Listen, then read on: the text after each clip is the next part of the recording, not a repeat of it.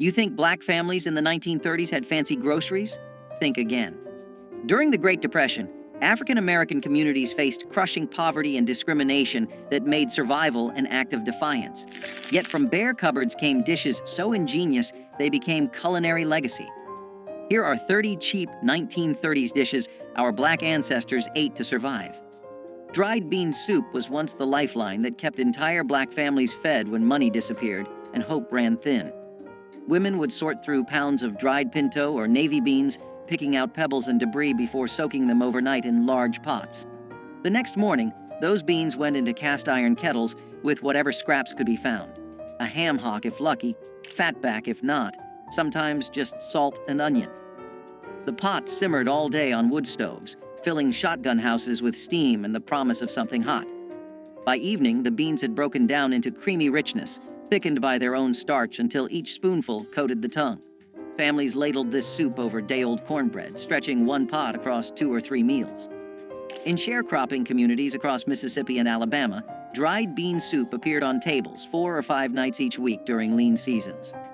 Children grew up understanding that beans meant survival, that the pot on the stove represented their mother's determination to keep them fed, regardless of circumstances, through communal strength.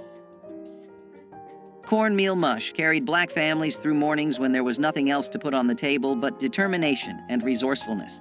Coarse, stone-ground cornmeal was stirred into boiling water with salt, the wooden spoon moving constantly to prevent lumps from forming in the thick porridge.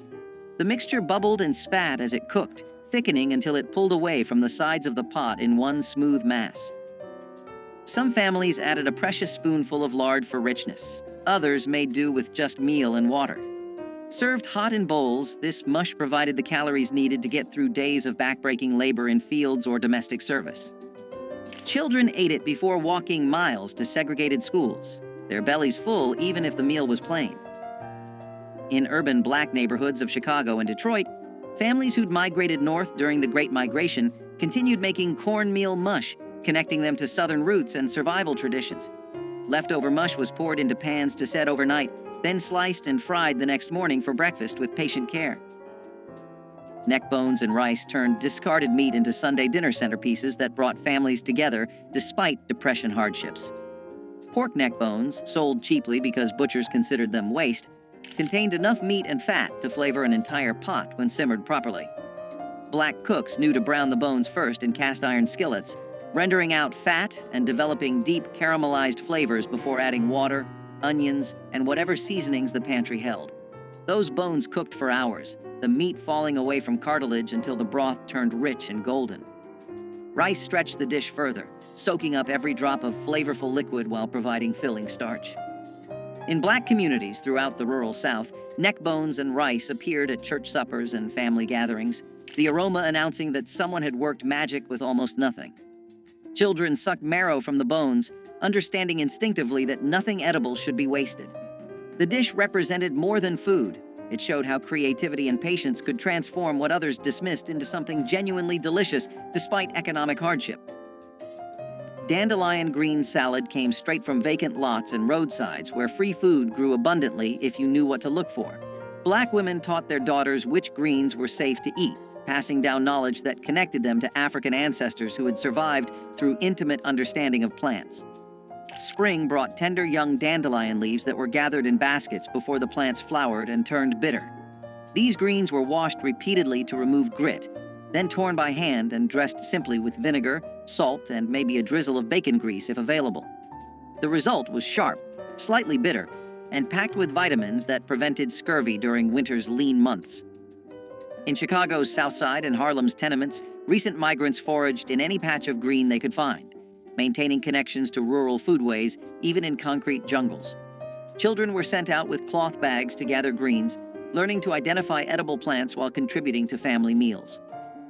Dandelion greens represented self-sufficiency and the refusal to go hungry when nature provided freely. Some families wilted the greens with hot bacon fat poured over top, creating a warm salad that felt more substantial through family wisdom. Sweet potato pie without sugar became an ingenious solution when refined sugar cost more than most families could afford. Black cooks relied on the sweet potato's natural sugars, roasting them until their starches converted to sweetness that rivaled any added sugar. The potatoes were mashed smooth, then mixed with a little flour, whatever milk or buttermilk could be spared, and spices like cinnamon or nutmeg if the spice tin held any. This mixture was poured into simple pastry crusts made from lard and flour, then baked until set. The result wasn't as sweet as modern pies, but it carried deep, earthy flavors that spoke of autumn harvests and survival through winter. Sweet potatoes grew abundantly in southern gardens, storing well in root cellars for months after harvest. Families who grew their own could make pies throughout fall and winter, stretching one crop across countless meals. In Black communities, sweet potato pie represented celebration despite poverty, proof that special occasions deserved recognition even when money was absent. Children looked forward to these pies as rare treats, savoring every bite of something that felt luxurious despite humble ingredients through shared sacrifice. Crackling bread transformed pork scraps into cornbread so rich it could serve as a meal on its own. Cracklings, the crispy bits left after rendering lard from pork fat, were considered waste by some but treasure by Black cooks who understood their value. These crunchy, savory morsels were mixed directly into cornmeal batter, along with buttermilk, salt, and just enough flour to bind everything together. The batter was poured into smoking hot cast iron skillets, greased with lard, then baked until the bottom turned dark golden and crispy. Each bite delivered cornmeal's earthy sweetness, punctuated by bursts of porky crunch, creating textural contrasts that made plain bread feel special. In Mississippi, Delta communities, and rural Alabama, crackling bread appeared whenever hogs were slaughtered, ensuring every part of the animal fed someone. The bread was substantial enough to be breakfast, lunch, or dinner, often eaten with nothing but a glass of buttermilk or pot liquor from Greens. Children carried wedges of crackling bread in their pockets to school, the fat keeping them full through long days with resourceful hands. Pig feet and collard greens brought together two ingredients that white society dismissed, but Black communities transformed into soul-satisfying meals. Pig feet, boiled until tender and gelatinous, released collagen that thickened cooking liquid into rich, silky broth. Collard greens, tough and bitter when raw, simmered in that broth for hours until they turned tender and deeply flavored. The combination created a pot of food that could feed 8 people for under 50 cents during Depression years. Black cooks added vinegar and hot peppers to cut through the richness, creating layers of flavor that made each bite interesting despite simple ingredients. In sharecropping communities, this dish appeared regularly because both ingredients were readily available. Pigs provided feet even when better cuts went to landowners, and collards grew abundantly in gardens. The pot liquor left behind was considered as valuable as the greens themselves, sopped up with cornbread or saved for cooking rice. Children learned to appreciate pig feet's unique texture, the meat slipping off bones and the skin turning silky after long cooking, despite crushing poverty. Pone bread rose as the emergency staple when there was nothing in the house but cornmeal and water. Unlike cornbread that required eggs, milk, and baking powder, pone bread demanded only meal, salt, and liquid mixed into thick batter. The mixture was shaped by hand into flat cakes, then baked on hot griddles or directly in fireplace ashes until crusty outside and dense inside. This wasn't delicate food. It was survival bread that filled stomachs and provided energy when nothing else existed. In rural Black households across the Deep South, mothers made pone bread multiple times daily, the smell of toasting cornmeal signaling that at least there would be something to eat. The bread kept well, lasting several days without going stale, which meant one batch could stretch across many meals. Workers carried pone bread to fields, eating it cold with whatever they could forage: wild onions, dandelion greens, or just salt. Children gnawed on pone bread while doing chores, the dense texture requiring real effort to eat, but delivering lasting satisfaction through ancestral knowledge. Blackberry cobbler without sugar proved that fruit's natural sweetness could create desserts when refined sugar wasn't available. Wild blackberries grew abundantly along fence lines and in abandoned fields, free for anyone willing to brave thorns and summer heat to pick them. Black families sent children out with buckets, returning with purple-stained hands and enough berries to make cobblers that lasted days. The berries were cooked down until their juices concentrated, natural sugars intensifying without any additions. Simple biscuit dough made from flour, lard, and buttermilk was dropped over the bubbling fruit, then baked until golden. The result was tart and intense, less sweet than modern desserts, but deeply satisfying in ways sugar-laden versions never achieve. These cobblers appeared at church socials and family gatherings, proof that celebration didn't require money. Women competed quietly over whose cobbler turned out best, pride coming from skill rather than expensive ingredients.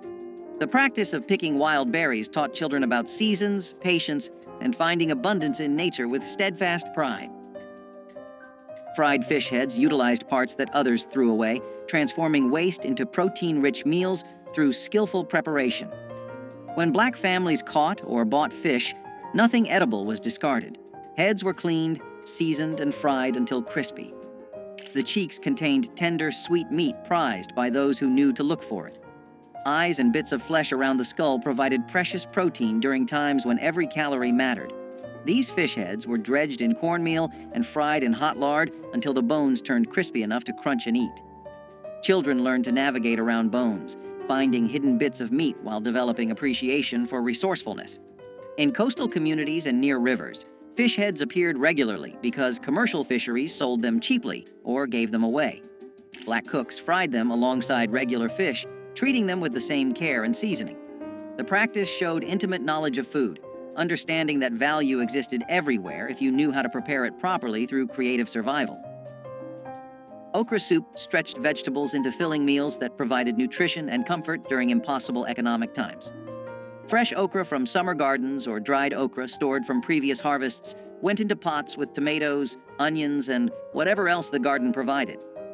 The okra released natural thickeners as it cooked, creating viscous soup that coated the spoon and filled empty stomachs. Black cooks added rice to make the soup even more substantial, transforming a few vegetables into meals for entire families.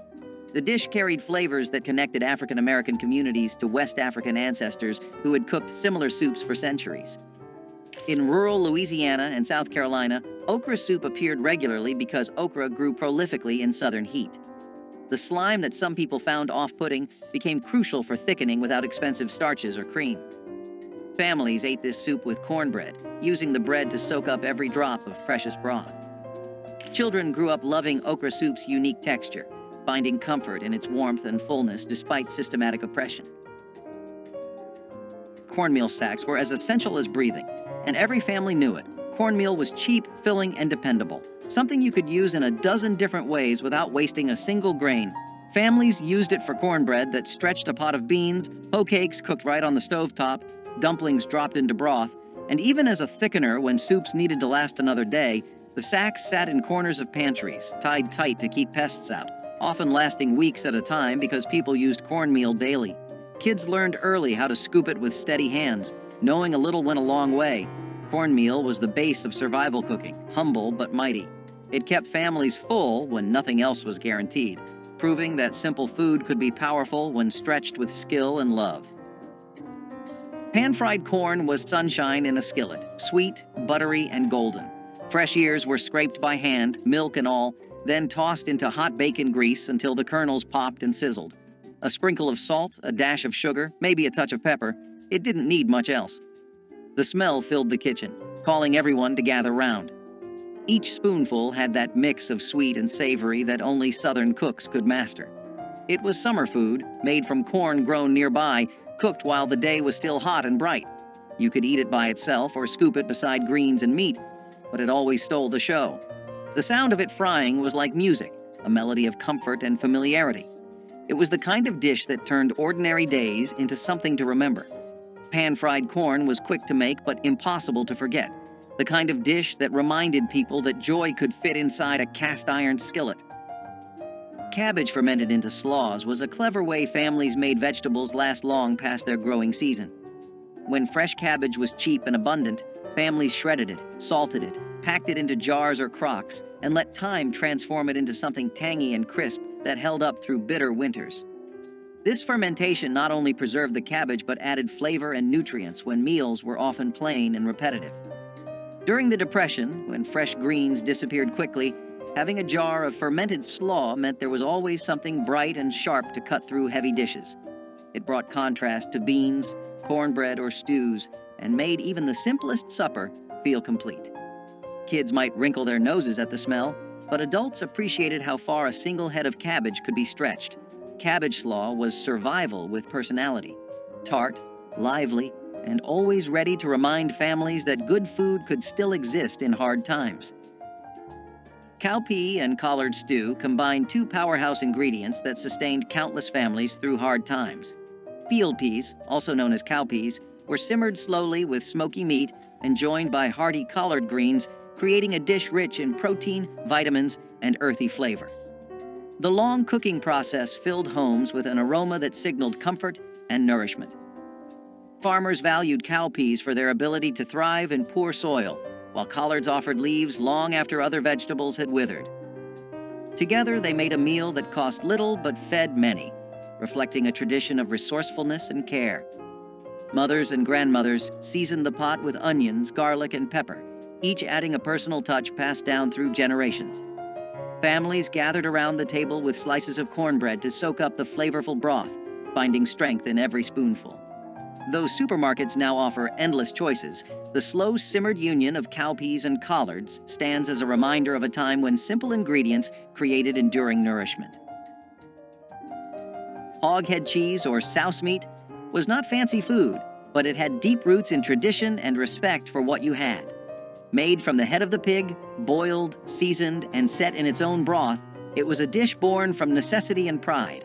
It was eaten cold, sliced thin, and often shared at the table with crackers and conversation. What others might have thrown away became something flavorful and lasting in the right hands. It spoke of times when wasting food was unthinkable, when every part of the animal was used to honor the work that went into raising it. The smell of it cooking filled the whole house, sharp and strong, but it was the kind of smell that meant good things were coming. When cooled and sliced, it glistened in the light like proof of survival itself. Each piece held a story of long days, careful hands, and families who knew that resourcefulness was its own kind of wealth. Souse meat wasn't about glamour, it was about gratitude. Even if you didn't grow up eating it, the story it told was universal. Make do, make it good, and never take a meal for granted. Dried pinto beans were one of the first things families stocked up on because they lasted forever, filled bellies fast, and cost next to nothing during a time when every penny mattered. These beans sat quietly in cloth sacks or glass jars on pantry shelves, waiting to turn into something warm and sustaining after long days of trying to get by. Pinto beans did not need much, just water, a little heat, and maybe a scrap of fatback if the kitchen was lucky that week. They simmered slow, softening into a thick pot of comfort that could stretch across several meals, sometimes feeding large families for days. Kids grew up recognizing the familiar smell drifting from the stove, a sign that dinner was going to be simple but steady, the kind of food that kept people moving through hard winters and harder workdays. Pinto beans were survival food, but they were also memory food, tying families together with the quiet understanding that something small and humble could carry you through. They were a backbone ingredient in countless homes because they worked every time, no matter how thin the pantry looked. Dried pinto beans did not just feed families, they steadied them. Fried green tomatoes were a porch-side favorite, a snack for hot days and easy laughter. Slices of firm green tomatoes were dipped in cornmeal, fried golden in a skillet, and sprinkled with salt while still sizzling. The result was crisp on the outside, soft inside, and just tart enough to make your mouth water. You could eat them standing up, still hot from the pan, or stack them high beside a plate of beans and rice. They were the kind of treat you didn't plan, you just made them when the garden gave too many tomatoes. The pop of oil, the hum of conversation, and the smell of cornmeal frying turned an ordinary afternoon into something special. Kids waited by the stove, stealing pieces when the cook wasn't looking, their fingers burned but happy. Fried green tomatoes weren't just about taste, they were about time, patience, and community. Their taste was bold but humble, a reminder of summers that felt endless and simple pleasures that cost almost nothing. Fried green tomatoes were living proof that good things come to those who cook from the heart. Peanut soup demonstrated the brilliance of using locally grown legumes to create filling, nutritious meals from almost nothing. Peanuts, grown throughout the South and often harvested by black farmers, were ground into paste and mixed with water, onions, and whatever seasonings could be found. The mixture cooked down into creamy soup that provided protein, fat, and comfort. This wasn't the refined peanut butter soup found in fancy cookbooks. It was rough, grainy, and honest, tasting of earth and survival. Black families made peanut soup regularly because peanuts stored well and could be ground by hand using simple tools. The soup filled hungry children before school and warmed field workers who came home exhausted after dark. In Alabama and Georgia, where peanuts were staple crops, this soup appeared so frequently it became associated with depression hardship. Yet it delivered genuine nutrition. Peanuts provided complete protein and essential fats that kept bodies functioning during starvation conditions with community support. Ash cake bread was born out of fire and hunger, a recipe that came alive in the heart of hard times. Cornmeal, salt, and water were all it needed. The dough was pressed together by hand and buried right into the hot ashes of a wood fireplace. It baked slowly, the outside hardening into a smoky crust, while the inside stayed soft, golden, and warm. When it came out, people brushed away the ashes, broke it open, and drizzled it with syrup or molasses. It had a taste that was both sweet and earthy, like the memory of home on a Sunday morning. Ash cake bread was a working person's meal, something you could make after a long day without needing an oven or a fancy pan. It was food that did not waste or wait, made for those who had nothing extra but still found comfort in what little they had. The smell of it filled small cabins and quiet kitchens, the sound of the crackling fire mixing with laughter or prayer. Every crumb reminded people that strength could grow even from ashes. Syrup bread emerged as the answer when there was nothing to eat but flour and whatever sweetener could be found. Sorghum syrup or molasses, cheaper than sugar and available throughout the South, were drizzled over plain biscuits or cornbread to create something approaching dessert. Black children learned to make this treat themselves, mixing flour and water into simple doughs, baking them quickly, then drowning the results in dark, sticky sweetness.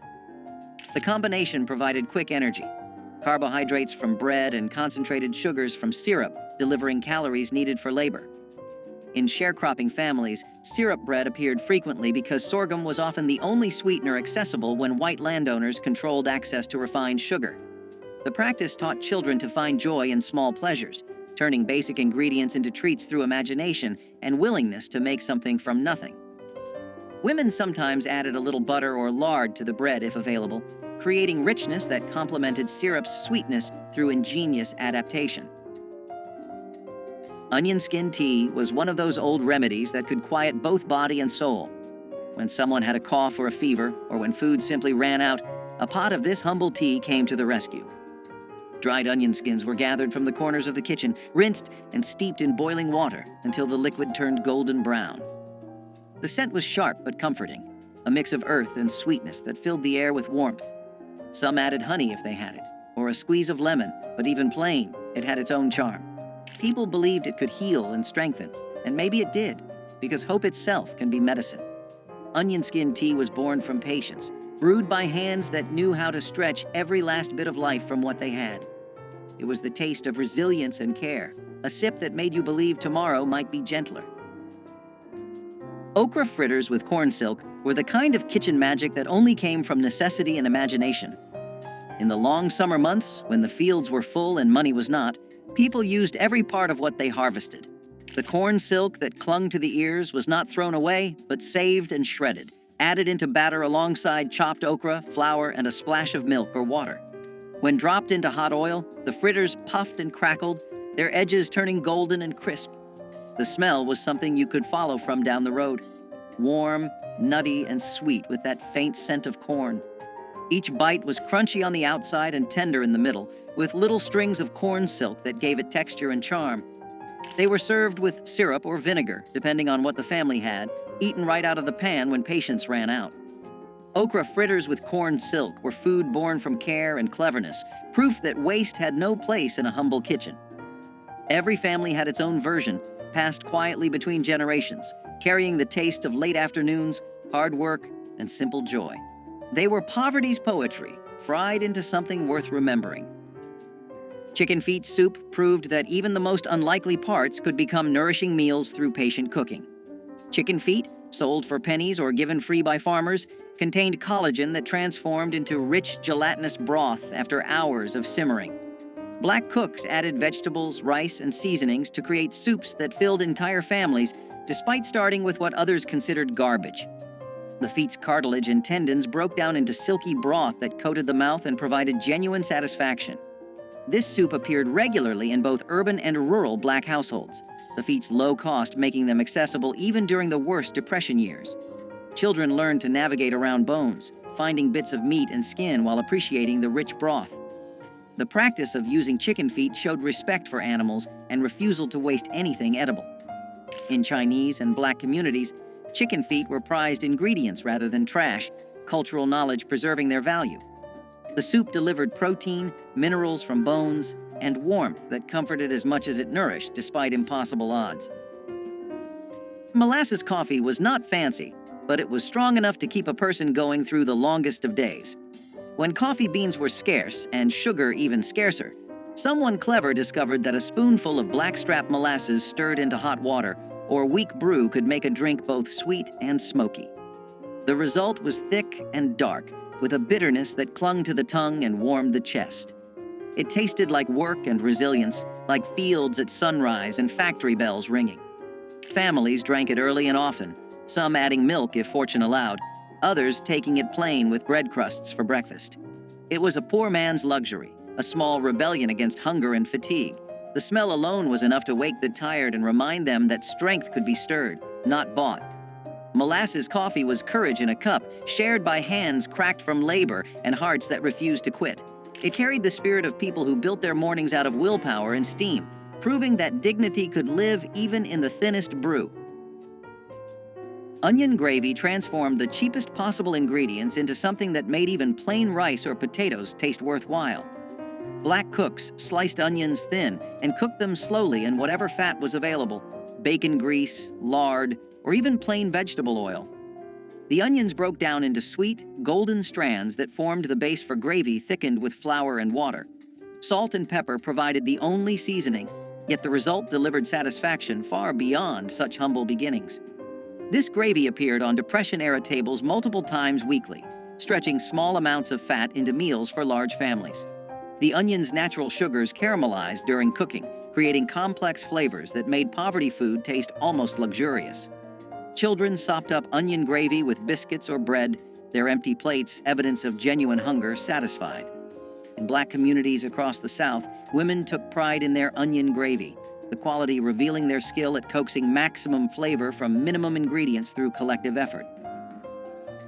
Vinegar pie custard solved the problem of making dessert when eggs, milk, and fruit were all beyond financial reach.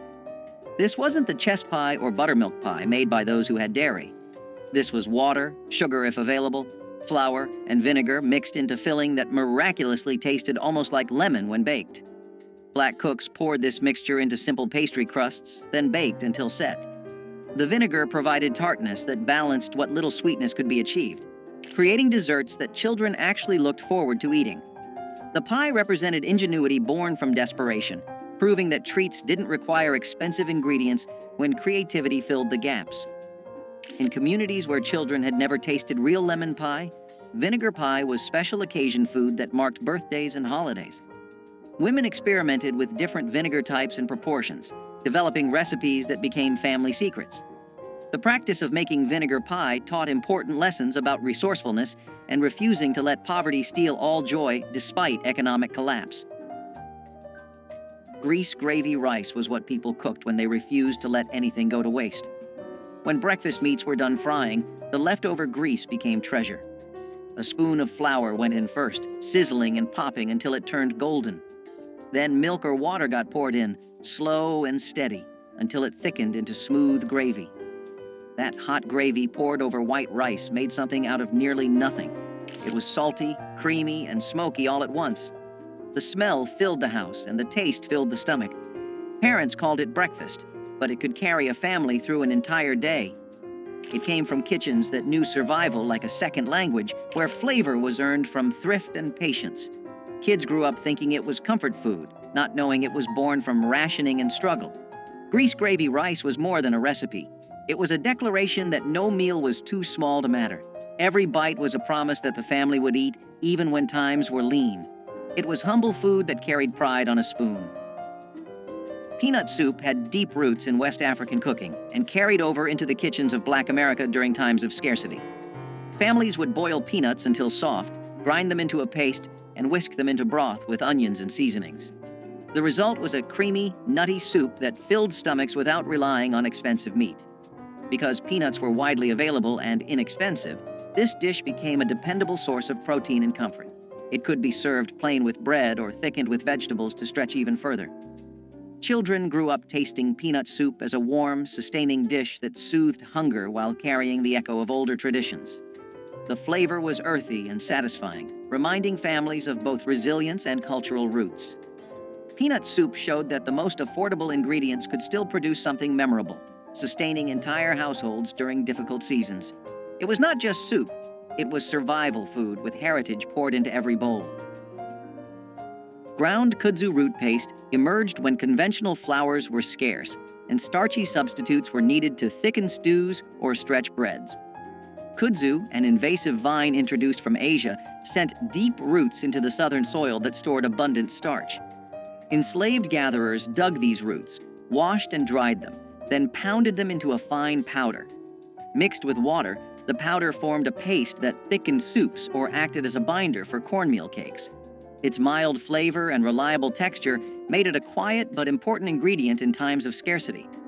After emancipation, some rural families continued to harvest kudzu for its starch, and today herbalists still value it for its medicinal qualities.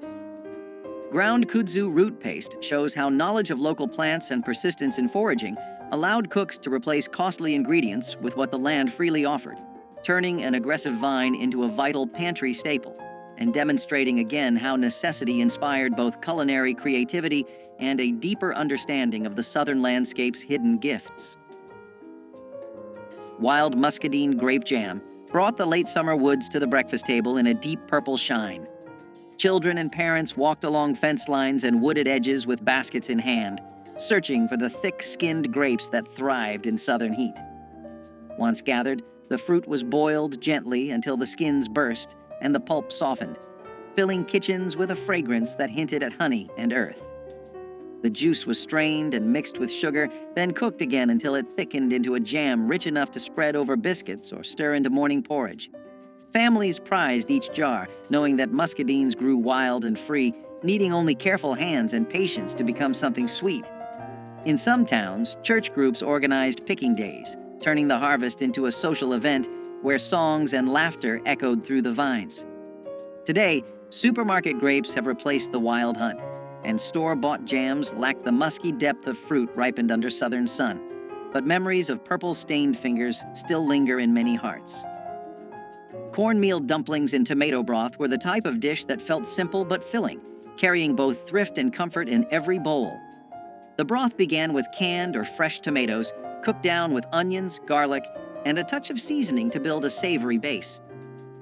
My grandmother mixed cornmeal with a bit of flour, salt, and water to form small dumplings, dropping them carefully into the bubbling pot. As they simmered, the dumplings softened into tender bites, soaking up the tang of the tomatoes while thickening the stew. The smell alone brought everyone to the kitchen, the blend of corn and tomato promising something hearty without needing meat. Cornmeal was cheap and always on hand, a staple in Black households across the South. Tomato broth was inexpensive too, whether from garden harvests or canned goods bought in bulk. Together, they created a meal that cost next to nothing but filled hungry stomachs with warmth. Cornmeal dumplings in tomato broth turned two of the humblest ingredients into a family staple, proving that frugality and care could produce meals worth remembering. Persimmon leather was a sweetness born from scarcity, made when sugar was a dream too far from reach. Wild persimmons, soft and golden when ripe, were gathered by hand and mashed into pulp, their tartness fading into deep honeyed flavor as they dried under the southern sun. Spread thin on boards or cloth, the pulp hardened into chewy sheets that could last for months, folded and stored for the hard winter ahead. It was candy made by patience, nutrition pressed into a form that would not spoil. The process itself was quiet work, often done at the edges of daylight, each batch a small defiance against hunger. When the cold arrived and food was scarce, a strip of persimmon leather could lift spirits and soothe hunger's edge. In its sweetness lived a lesson. Survival does not always mean bitterness. Sometimes it tastes like sunlight caught in fruit. Okra and tomato stew was a dish where heritage met hunger and turned it into comfort. Born from African roots and southern soil, it blended the earthiness of okra with the tang of ripe tomatoes in a thick, bubbling pot. The slime that many feared became silk under the right hands, thickening the stew into a rich, flavorful broth. Onions, garlic, and a few peppers added depth, while a dash of salt or cayenne made the flavors sing. Families often served it over rice or ate it plain with a piece of cornbread, wiping the last drops from their plates. This dish wasn't just food. It was identity, a reflection of generations who made do and made magic. It connected farm to family, past to present, and hunger to heart. The smell alone carried memories of warm kitchens and laughter that refused to fade. Okra and tomato stew was a promise that no ingredient was too humble to become beautiful. It was the taste of tradition kept alive, no matter the hardship, and a reminder that every simmering pot held more than flavor. It held history. Sugar cane sticks were the simplest kind of sweetness, and they carried a special memory for children who grew up with little. Fresh cane was cut into sticks, peeled and chewed for its sweet juice, offering a natural candy when refined sugar or store-bought treats were out of reach. For many children in the South, walking home with a stick of sugar cane was as good as holding a chocolate bar. It was affordable, long-lasting, and carried the earthy, raw sweetness of the land itself. Parents loved it because it kept children happy without costing much, and it taught the value of finding joy in small things. Sugar cane sticks carried the reminder that sweetness did not need to come from a store, but from fields worked by hand. They were part of the rhythm of rural life, tied to harvests and family memories. Even in the toughest years, sugar cane sticks brought happiness. Persimmon seed coffee emerged when imported beans were rare or too costly for enslaved communities. Wild persimmons dropped their fruit in autumn, and the hard seeds inside were washed, dried, and roasted until dark and fragrant. Ground and steeped in hot water, they produced a warm, nutty beverage with no caffeine but plenty of comfort on cold mornings. This practice carried forward after the Civil War, especially during wartime shortages when coffee imports faltered again. Families across the South roasted persimmon seeds alongside chicory or other local substitutes, proving the durability of this inventive method. The gentle flavor and toasty aroma made it a beloved alternative long after necessity faded. Today, a few heritage festivals still brew persimmon seed coffee to honor the ingenuity of those who first discovered its rich taste. The drink reminds us that creativity in the face of scarcity can yield traditions that outlast the circumstances that gave birth to them, turning survival into a legacy of flavor and resilience. Homemade cane. Syrup drizzle once gave biscuits and pancakes a dark, smoky sweetness unmatched by refined sugar. Families would harvest sugarcane, crush the stalks, and boil the juice in large iron kettles until it thickened into a rich amber syrup. The work was hot and sticky, often stretching from dawn until late night, but the reward was a flavor that defined Southern breakfasts and holiday treats. Children watched the bubbling kettles with wide eyes, waiting for a chance to taste the warm syrup on a fresh biscuit. Neighbors often shared the labor and the finished product, turning the syrup-making into a community event as well as a culinary one. Over time, industrial sweeteners and store-bought syrups replaced the careful craft, and the knowledge of how to coax sweetness from cane faded with older generations. For those who remember, a spoonful of homemade cane syrup is more than a taste. It is a memory of family unity, hard work, and the sweetness that perseverance can bring. Parched corn coffee was the taste of resilience in a cup. When real coffee was beyond reach, enslaved people roasted corn kernels in iron pans until they turned dark brown, then ground them into a coarse powder and steeped it in hot water. The brew was smoky, earthy, and faintly sweet, a humble echo of the luxury drink denied to them. It offered warmth in the early hours before sunrise, when labor began and the cold bit through thin clothes. Parched corn coffee was both necessity and ritual, a way to face the day with something that felt human, dignified, and shared. It was brewed from what the earth gave freely, proof that comfort could still be created from scarcity. In its bitterness was a taste of endurance, and perhaps quiet defiance too. Turnip green pot pie was a dish that blended creativity with thrift, transforming greens into the centerpiece of a meal. My grandmother cooked the greens down with onion and broth until tender, then poured them into a dish and covered them with pie crust or biscuit dough. As it baked, the crust turned golden and flaky, soaking in the juices of the greens below. It looked like a Sunday supper, even though it was made from humble garden vegetables. Families sliced into the pot pie and found warmth, substance, and a reminder that greens were not just a side dish, but a main course. Paired with cornbread or beans, it became a meal that stretched across households. In the 1960s, this kind of resourcefulness kept families going, proving that with care and imagination, even simple greens could feel special. Turnip green pot pie was proof that hard times did not mean giving up pride at the table. Collard greens with ham hocks were a kind of southern poetry in a pot. Every batch began with water, greens, and a meaty ham hock that filled the kitchen with the scent of home. The greens simmered slowly, wilting into something rich and earthy while the hock gave off its smoky depth. This wasn't a quick meal. It was an act of devotion, a ritual that demanded time and patience. Every generation had its own trick for getting them just right. Maybe a dash of vinegar, a sprinkle of sugar, or a secret seasoning passed down by word of mouth. Collards carried pride, not pity. They were the food of workers, field hands, and families that knew the meaning of resilience. Served alongside cornbread, they became the soul of Sunday dinners, a moment when everyone gathered to taste a little peace after a week of hard living. The broth, or pot liquor, was so treasured it was sipped from cups when the greens were gone. In every spoonful was survival seasoned with hope. Collard greens with ham hocks stood as proof that even in the toughest times, comfort could still be coaxed from the simplest things. Field green salad was a dish born from foraging, when store-bought vegetables were not available or were too costly. Families would gather wild greens like dandelion, mustard, or pokeweed, clean them carefully, and toss them with vinegar or oil. These greens were bitter, but they were free, nutritious, and available almost everywhere. Field green salad offered vitamins and freshness that was often missing from wartime or depression diets, balancing the heavy starches and salted meats that dominated many meals. For children, it was sometimes an acquired taste, but adults appreciated the practicality of gathering what nature provided. Foraging for greens tied families directly to the land and created a sense of connection to survival practices passed down through generations. Field green salad reflected both hardship and resilience, reminding families that the earth itself could provide when markets could not. It was simple, frugal, and a reminder of the strength that came from resourcefulness. Rice and molasses supper was one of the simplest meals, but also one of the most remembered. A pot of rice was inexpensive, filling, and always on hand, but paired with a drizzle of molasses, it turned into something sweet and sustaining.